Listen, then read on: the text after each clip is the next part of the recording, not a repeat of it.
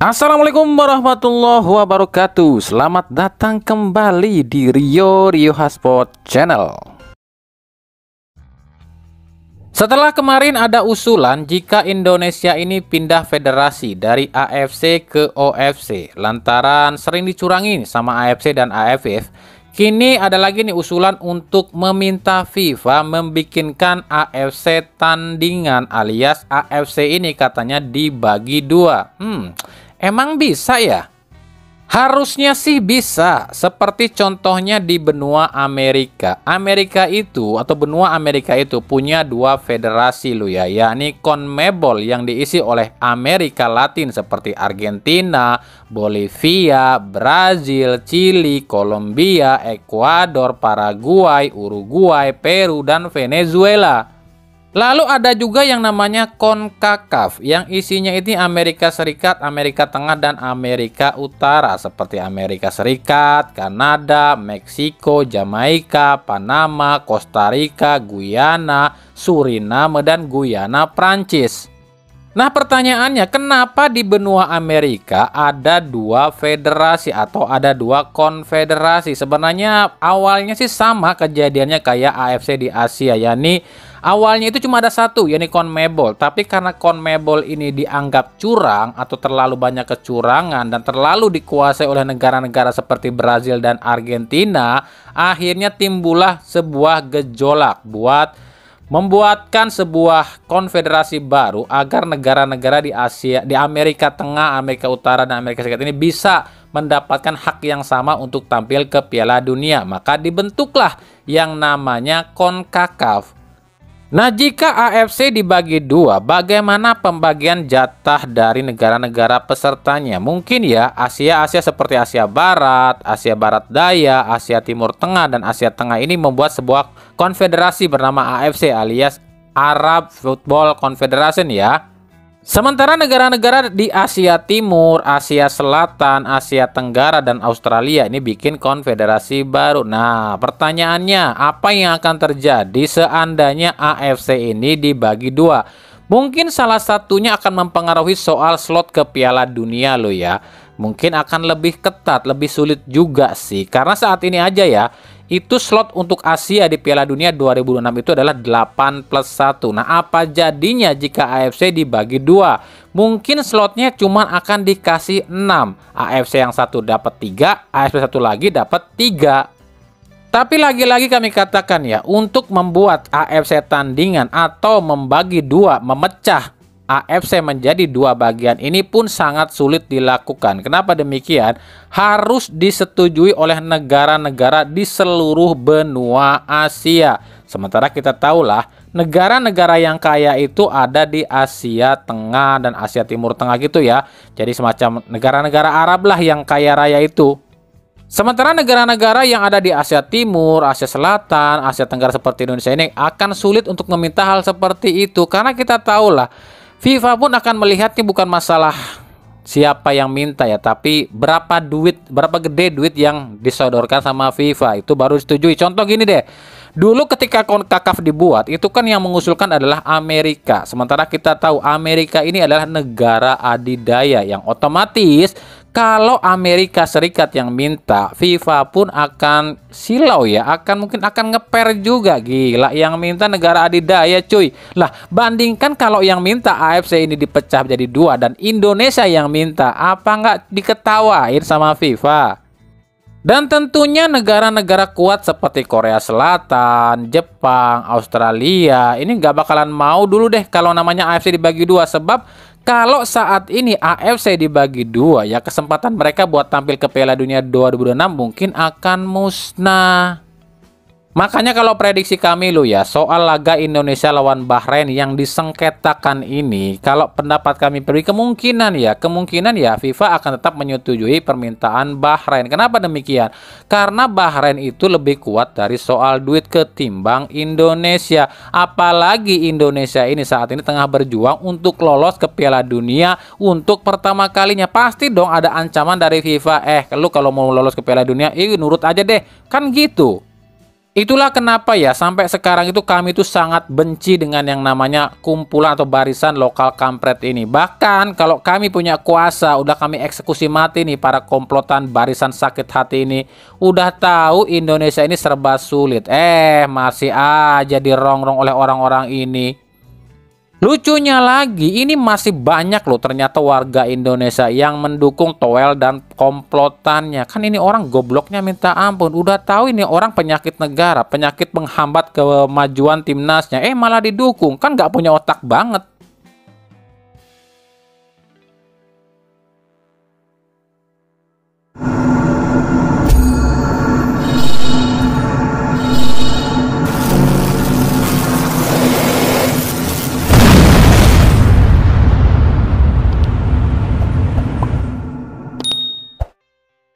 Biar bagaimanapun juga, biar sekuat apapun orang ingin berbuat kejahatan, tapi yang namanya kebenaran itu pasti akan terungkap. Ibarat pepatah, sebaik-baiknya kau menyimpan bangkai, pasti akan tercium juga.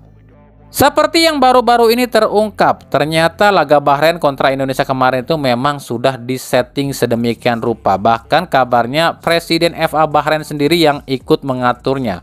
Dalam sebuah podcast di TV Bahrain, Presiden FA Bahrain ini keceplosan bilang kalau wasit Ahmed Alkaf itu memang diperintahkan untuk menjahati Indonesia lah ya. Bahkan seorang anggota Federasi Bahrain ini keceplosan kalau ini sudah diatur dan tiba-tiba disuruh diem nih sama pembawa acara. Nah, dengarkan berikut ini ya. Indonesia out, go out.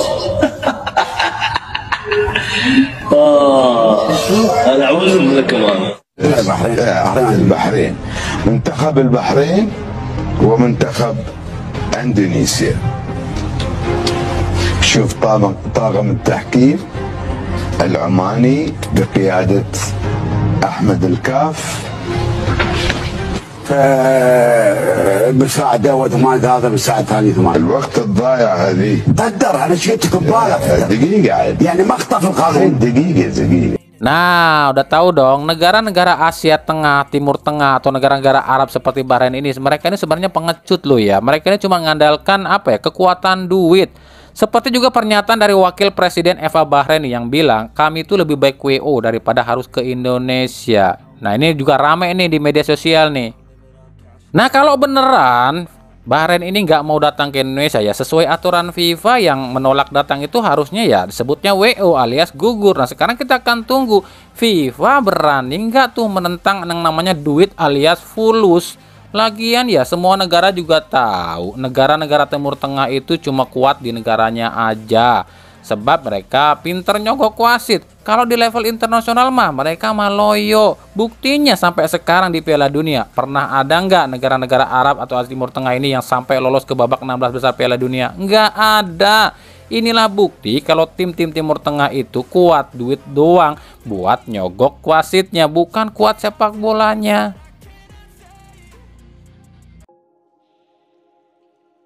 Oke, kita beralih ke berita klub ya. Kita mulai dari Persib Bandung. Ini masih seputar David Da Silva. Tim dokter Persib melalui Dr. Raffi Ghani baru-baru ini memberikan keterangan soal kondisi David Da Silva.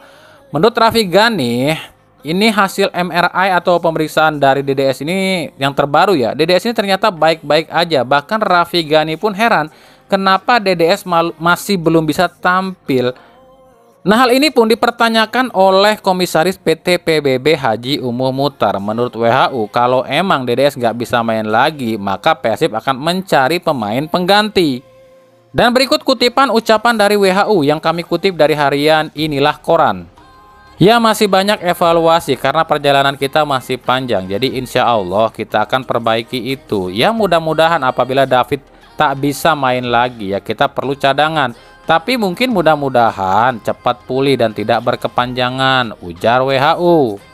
Nah, hal ini tuh ditambah lagi nih, ada isu atau rumor yang beredar di sekitaran manajemen Persib Bandung. Kabarnya, manajemen Persib Bandung tengah menyiapkan 2 nama pemain asing baru. Meskipun David Da Silva per tanggal 20 Oktober ini itu udah ikut latihan ya. Tapi apakah 2 pemain asing ini dipersiapkan buat menggantikan Mailson dan DDS? Untuk siapa nama dari dua pemain asing ini kami pun belum bisa menyebutkan ya, sebab info yang kami dapat ini tuh baru sebatas pendekatan dulu atau istilahnya baru sekedar seleksi aja.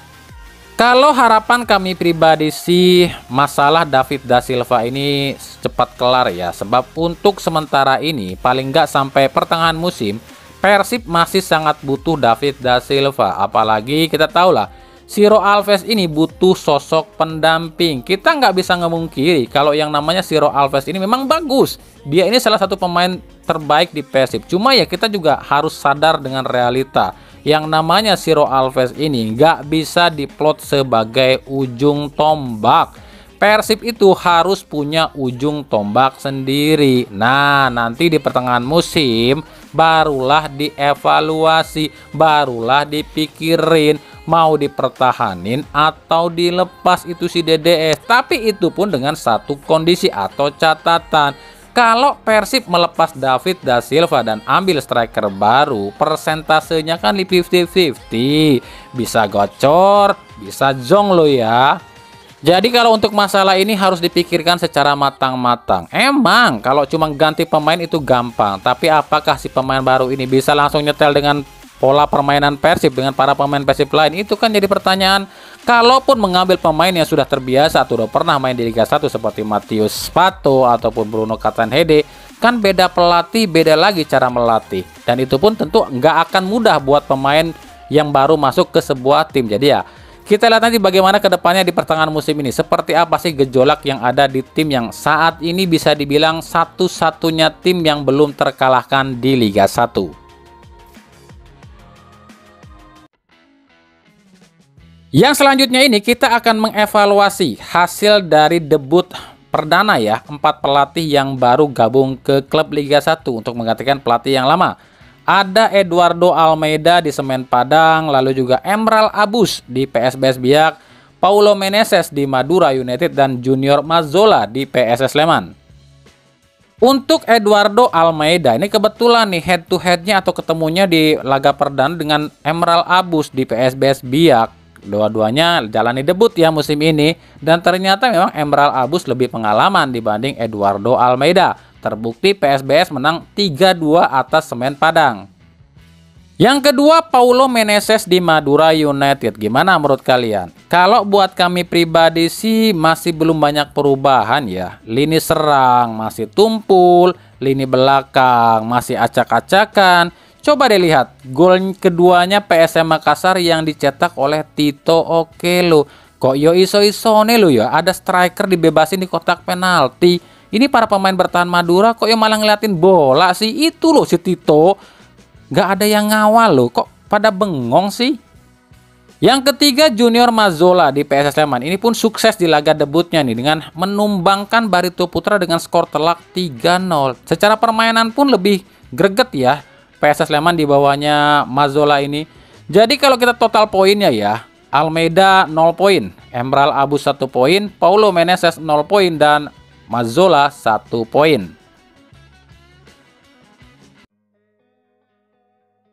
Dari Persija Jakarta, kemarin Cavendish ini meminta Rizky Ridho ini untuk abroad. Karena menurut Cavendish, kemampuan Ridho ini tuh setara dengan back-back top dunia. Tapi justru ya, J.I. Jazz, kapten timnas kita ini kaget nih setelah tahu gajinya Rizky Ridho di Persija. Sebagai catatan aja ya, gaji Jayadi di Venezia itu cuma sekitar 65 juta per pekan atau sekitar 260 juta per bulan. Sekarang bandingkan dengan gaji Rizky Ridho di Persija yang mencapai 6 miliar per tahun atau sekitar 500 juta per bulan. Nah, dengan kenyataan seperti ini, apakah Rizky Ridho masih mau nih buat abroad? Emang sih kalau gaji di luar negeri itu, kalau kita nggak main di klub raksasa ya gajinya pasti kecil. Tapi kan yang didapat adalah pengalaman dan ilmu.